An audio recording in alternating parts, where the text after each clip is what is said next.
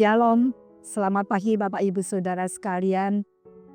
Anugerah Tuhan kalau pada pagi hari ini kita boleh ada sebagaimana kita ada. Sebelum kita melanjutkan perjalanan kita pada hari ini, kita akan dibekali firman Tuhan. Pada pagi hari ini kita bersama-sama akan membaca ayat firman Tuhan yang terdapat di dalam kitab Lukas. Lukas 19 ayat yang kelima.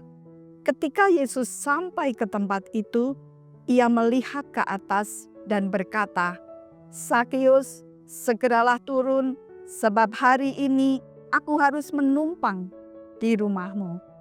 Ayat yang kita baca pada pagi hari ini adalah ayat tentang Sakeus.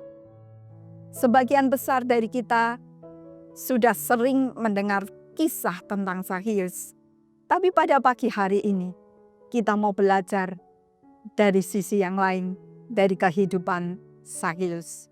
Pada waktu itu, Yesus memasuki kota Yeriko, dan Sakeus ada di kota Yeriko. Di dalam ayat firman Tuhan dikatakan bahwa Sakeus adalah seorang yang kaya, dan dia punya jabatan karena dia adalah kepala pemungut cukai. Dia punya kekayaan, dia punya jabatan. Tetapi Bapak Ibu Saudara sekalian, kehidupan Sakeus tidaklah semulus orang kaya pada umumnya. Karena dia dijauhi orang karena pekerjaannya. Dia dianggap orang yang berdosa. Dia dianggap orang yang tidak layak bergaul dengan orang-orang yang ada di kota Yeriko. Khususnya bagi kaum Yahudi di tempat itu. Pada waktu itu, Sakeus sudah mendengar kabar tentang Yesus yang banyak membuat mujizat, dan Yesus yang banyak menolong orang yang sakit. Sakeus menjadi penasaran dan dia ingin melihat Yesus itu orang seperti apa. Ketika banyak orang berkerumun dan Sakeus ingin melihat Yesus, tapi tubuh Sakeus ini pendek sehingga dia tidak bisa melihat. Akhirnya apa Bapak Ibu Saudara sekalian? Dia berlari, dia memanjat pohon. Untuk melihat Yesus, dia berusaha demikian keras, berlari dan memanjat pohon. Bapak Ibu Saudara sekalian, apakah Sakeus ini sekedar hanya untuk melihat Yesus? Tentu saja tidak. Di tengah harta yang begitu banyak, di tengah jabatan yang begitu tinggi, tetapi ada kekosongan di dalam kehidupan Sakeus. Sehingga Sakeus ini mencari apa yang bisa mengisi kekosongan di dalam kehidupannya.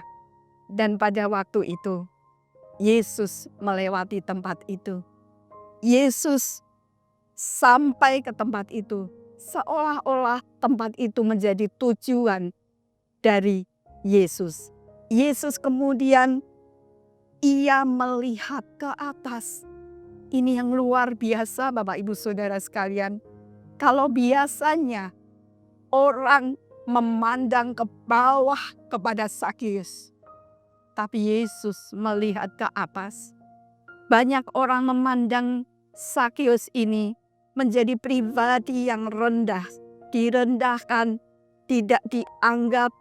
Tetapi Yesus, ia memandang ke atas. Dan luar biasanya lagi, Yesus mengenal Sakeus. Dia memanggil Sakeus. Sakeus yang biasanya orang jijik menyebut namanya. Tetapi Yesus menyebut Sakeus. Itulah awal perjumpaan Sakeus dengan Yesus. Sehingga pada waktu itu Sakeus mengalami perjumpaan dengan Yesus. Perjumpaan dengan Yesus itulah yang mengisi kekosongan di dalam kehidupan Sakeus. Dan Sakeus hidupnya kemudian diubahkan. Pertemuan dengan Yesus, perjumpaan dengan Yesus, itulah yang mengubah kehidupan Sakeus. Sakeus yang tadinya cinta uang, tapi kali ini Sakeus bisa membagikan apa yang menjadi miliknya itu kepada orang lain. Bapak Ibu Saudara sekalian, mungkin kita hari-hari ini terlibat banyak di dalam pelayanan. Mungkin kita rajin ke gereja, tetapi mungkin ada kekosongan di dalam kehidupan kita.